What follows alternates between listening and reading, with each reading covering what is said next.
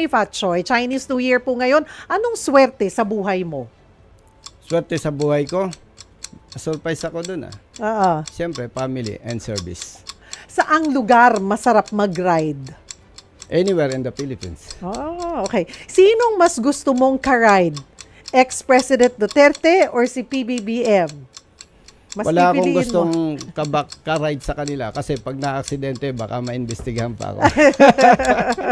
Kung may masisibak dahil sa palpak na mass transpo, sino? Mass transpo? Mass transpo? Mass transportation? Siyempre, yung pinaka-head, dapat siya yung responsible dito Ipagbawal ang dalawang lalaking magkaangkas. Pabor ka o hindi? No. Hindi po kayo pabor. Ipagbawal? No. Oo. Mas matigas ang ulo, motorista o politiko? Diretsahan tayo, politiko. Politiko. Ayan, pinakaayaw mong klase ng politiko.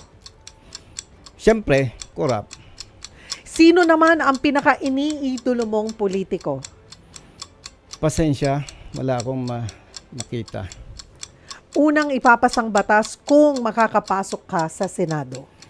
Mga batas na magpoprotekta sa mga motorista. Kung hindi ka rider o mambabatas, ano ka ngayon? You're a graduate of civil engineer. Contractor. Contractor ka ngayon. Uy, maraming politikong contractor. Yes. Kaya nga, conflict kaya ayaw kong maging contractor politiko. By the way, ma'am, excuse me, ayaw kong sabihin mo akong politiko.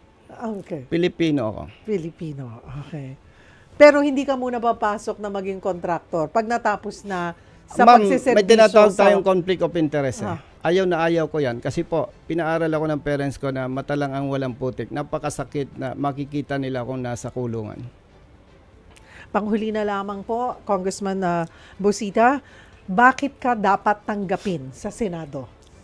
Unang, ako po ay subok ko na ang aking sarili mula pa nung ako'y naging sundalo, naging pulis, naging congressman hanggang ngayon. Ako po ay may prinsipyo, paninindigan at pagmamahal sa bayan. Hindi ko po yan bibitawan hanggang sa huling buhay ko po.